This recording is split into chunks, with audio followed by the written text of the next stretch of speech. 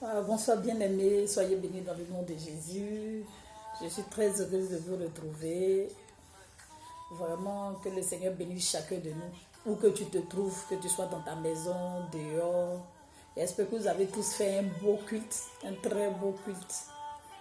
Et que vraiment la grâce du Seigneur soit sur votre vie. Ce soir, mon exhortation, on va porter sur donner sa vie à Christ. Voilà. Exhorter les frères et sœurs qui ne se sont pas encore décidés à donner leur vie à Jésus. Voilà, les exhorter. Exhorter aussi ceux qui ont déjà connu le Seigneur, mais dont la vie chrétienne stagne. Vraiment, c'est pour pouvoir les exhorter à ne pas se décourager, à aller de l'avant, à chercher Christ. Voilà, comme sa parole le dit, que nul ne va au Père que par lui, par Jésus-Christ lui-même. Donc, nous devons vraiment donner notre vie à Christ, l'accepter comme Seigneur et Sauveur, et ensuite prendre la décision d'aller faire son baptême, voilà, par immersion. Et c'est un engagement qu'on prend vis-à-vis du Seigneur, le baptême par immersion, parce que Christ lui-même, il a été baptisé, il a été plongé dans l'eau, voilà, il a fait le baptême d'immersion. Et quand tu finis ce baptême-là, vraiment, toi-même, tu sens que tu es rempli de joie parce que désormais, tu as décidé de marcher avec Jésus-Christ. Tu l'as accepté comme ton Seigneur et ton Sauveur, comme le maître de ta vie. Et maintenant, tu demandes au Saint-Esprit de prendre le contrôle de ta vie et tout. Et l'Esprit de Dieu même veille à ça. Donc, bien-aimé, toi qui m'écoutes, je vais tout simplement t'amener à croire en Jésus-Christ. Voilà, de l'accepter comme ton Seigneur et ton Sauveur. C'est vrai, de nos jours, on pense qu'on a le temps. On pense qu'on a le temps.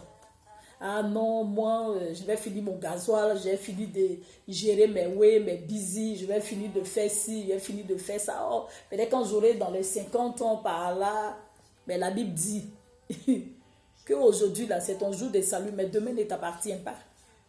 Tu ne sais même pas si tu vas pouvoir te réveiller le matin. Donc, Dieu nous fait grâce. Il nous fait grâce d'avoir encore le souffle de vie.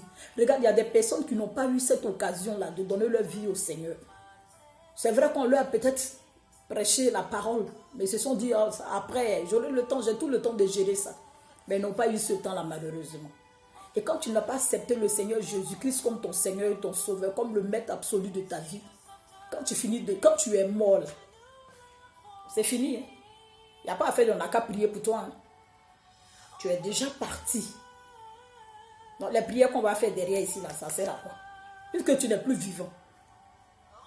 Voilà, pour dire que qu'on va prier pour lui, peut-être qu'il va changer de vie. Donc il pourra servir à nouveau le Seigneur. C'est fini, tu as quitté la terre des hommes. Comme je le disais dans une de mes vidéos précédentes, que nous sommes tous appelés à partir, à quitter cette terre. Voilà, à mourir. Que tu sois chrétien, que tu ne sois pas chrétien, nous sommes tous appelés à mourir. Parce que la Bible dit que nous sommes tous des étrangers sur terre. Nous sommes des étrangers, on est venus. Mais il faut qu'on fasse notre part pour le royaume. Il faut que, c'est-à-dire, tu fasses tout au long de ton vécu, là, il faut que tu fasses quand même quelque chose pour participer à l'œuvre de Dieu. Pour participer à l'œuvre de Dieu. Voilà, c'est important, ça compte. Et quand tu as accepté Jésus-Christ, là, comme la Bible dit que la foi, sans les œuvres, est une foi morte. Donc, tu t'imprègnes. Là où tu peux, ce que tu peux, là, tu fais pour l'avancement du royaume. Que tu sois d'une communauté, que tu appartiennes à une communauté, tu interviens au niveau de l'église où tu es. Tu peux aussi sortir du cadre de l'église, c'est-à-dire là-bas tu le fais. Tu peux aussi participer, regarder un message de vie. Je ne fais pas la publicité de vase d'honneur ou quoi que ce soit. Mais c'est un exemple que je vais donner, puisque moi-même là, j'ai déjà fait. Quand j'ai vu le pasteur Mohamed Sanogo avec le tout 931 et tout ça, il a dit, c'est pas de petites choses. Et j'ai commencé à suivre ça. Quand je voyais les délivrances dans les villes, dans les villages de la Côte d'Ivoire et tout ça, il a dit, Comment je fais? Je me suis renseignée, je fais comment pour participer et tout ça. Et puis j'ai fait. Pour exhorter les frères et sœurs à participer à la vie de Dieu, au royaume, à tout ce qui a trait à la parole de Dieu, à tout ce qui concerne le royaume de Dieu. Puisqu'il a dit lui-même dans sa parole que de chercher premièrement le royaume et puis la justice de Dieu, et puis tout le reste nous sera donné. Donc, vraiment, bien-aimé, je veux t'exhorter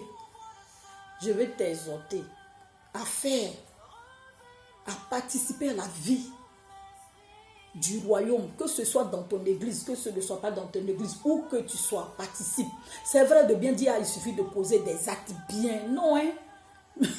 Même si tu poses des actes bien, c'est vrai que c'est pas méchant, c'est pas mauvais. Si tu poses des actes bien, c'est bien d'aider les gens et tout ça, d'être gentil et tout, mais ce n'est pas ça qui va te sauver. Hein? Il faut penser à ton salut. Ce n'est pas ça qui va te sauver. Ce qui va te sauver, là, la Bible dit que Jésus-Christ est le chemin, la vérité et la vie. Il est le chemin, la vérité et la vie. Donc, si tu n'as pas accepté Jésus comme Seigneur et Sauveur, il faut partager l'argent dîme à tous les, comment on les appelle, tu t'occupes des orphelins, des orphelines, des veuves, des manchets, des veufs et tout ce que tu veux comme action caritative, tu peux faire ce que tu veux. C'est de bonnes actions, c'est bien, mais ce n'est pas ça qui va te sauver. Ce n'est pas ça qui va faire que tu auras le salut. Non, non, non, non. Il ne faut même pas qu'on se leurre. Il ne faut pas se leurrer. Non. Il faut accepter Jésus-Christ comme ton Seigneur et ton Sauveur. Et quand tu as Christ en toi, le Saint-Esprit se manifeste, tu œuvres. Tu fais ce qu'il faut. Voilà. Pour l'avancement du royaume, pour les veuves, pour les orphelins, pour qui tu veux, pour les enfants qui sont démunis, pour les personnes qui sont en manque autour de toi, dans ta cité, partout, partout. Voilà. C'est pas qu'on se lance des fleurs, mais même si le peu, c'est-à-dire dans le peu que tu es là, tu enlèves. C'est vrai que c'est pas facile. La vie est difficile, la vie est dure. Mais parfois, on peut dépenser même l'argent dans la nourriture. Ça peut être même plus de 400 euros, 300 euros.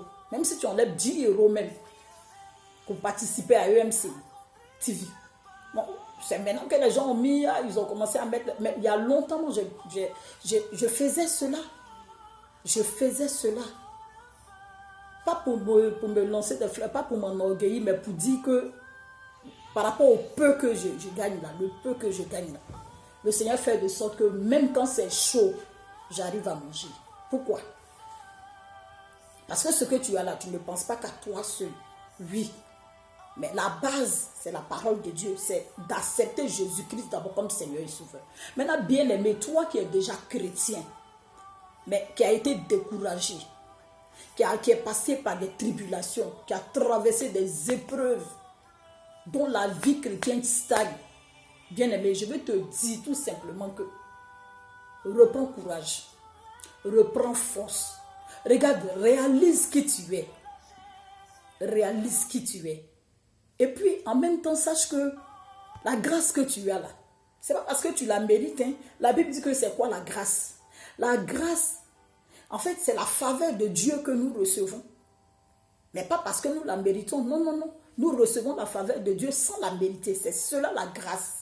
Donc, si Dieu te fait grâce déjà d'être en vie, alors qu'il y a des gens qui n'ont pas pu rester, avoir le souffle de vie, pendant que toi tu respires, mon frère, ma soeur, je vais tout simplement te dire que tu ne faut pas t'arrêter.